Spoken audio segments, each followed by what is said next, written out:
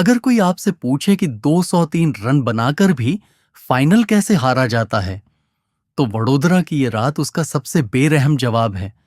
क्योंकि जिस पल दिल्ली कैपिटल्स को लगा कि आधा काम हो चुका है, उसी पल से कहानी उनके हाथ से फिसलनी शुरू हो गई थी। ये फिर से हुआ, बिल्कुल फिर से, और शायद इसीलिए दर्द ज्यादा था, क्योंकि इस बार सब कुछ उनके हिसाब से जा रहा था। इतिहास, हालिया रिकॉर्ड, मैदान की कहानी, सब। WPL फाइनल की उस शाम डीसी ने जब 203/4 का स्कोर बोर्ड पर टांगा, तो उन्हें लगा कि किस्मत अब मजबूर हो चुकी है। लेकिन रॉयल चैलेंजर्स बेंगलुरु ने एक बार फिर साबित कर दिया कि फाइनल में नंबर नहीं, नर्व्स जीतते हैं। पावर प्ले के पहले 3 ओवर्स सिर्फ 9 रन, लॉरेन बेल के सामने लिजल्ली जूझती हुई, टाइमिंग गायब, रिदम टूटी हुई। लेकिन जैसे ही साइली साठघरे ने एक ओवर में डील दी, वही लिजेल्ली टूट पड़ी। बैक टू बैक 6, फिर लेग साइड की भटकी गेंद पर बाउंड्री, और उसी ओवर में शेफाली वर्मा को आखिरकार स्ट्राइक मिली तो 2 चौके आए। लेकिन कहानी ने तुरंत पलटा खाया और वो उसी ओवर में आउट हो गई। इसके बाद पावर प्ले खत्म होते ही श्रेयंका पाटिल पर हमला हुआ। एक ओवर में 19 रन, और अचानक डीसी ने 4 ओवर्स में 63 रन ठोक दिए। मोमेंटम पूरी तरह बदल चुका था। आरसीबी को सांस चाहिए थी, और नादिन डी क्लर्क ने वही दी। लिजेल्ली का मिसक्यू 37 पर अंत, लेकिन तब तक नुकसान हो चुका था। क्रीज पर आई जेमिमा रोड्रिग्स, और ऐसा लगा जैसे पिछले फाइनल का सारा गुस्सा आज उतरने वाला है। शुरुआत से ही इंटेंट, बाउंड्रीज की भूख। श्रेयंका पाटिल के दूसरे ओवर में 3 चौके और 32 गेंदों में शानदार 50। डीसी 94 फॉर 2 पर पहुंच चुकी थी और एक विशाल फिनिश की तैयारी साफ दिख रही थी।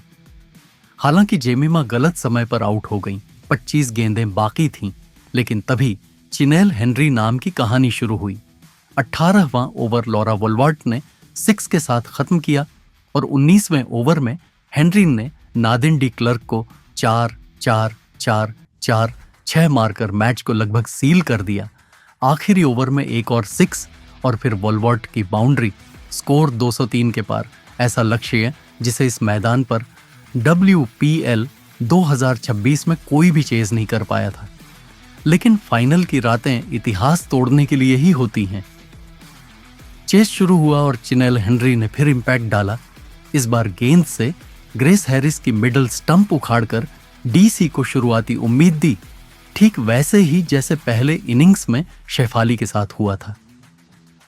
स्मृति मंदाना शुरुआती 30 गेंदों में से 25 गेंदों तक स्ट्राइक से दूर रहीं, लेकिन जॉर्जिया वॉल ने बाउंड्रीज बहने दी ताकि दबाव न बने, और जैसे ही पावर प्ले के आखिरी ओवर में स्मृति को स्ट्राइक मिली, 4 और 6 के साथ 59 रन का पावर प्ले पूरा हो गया।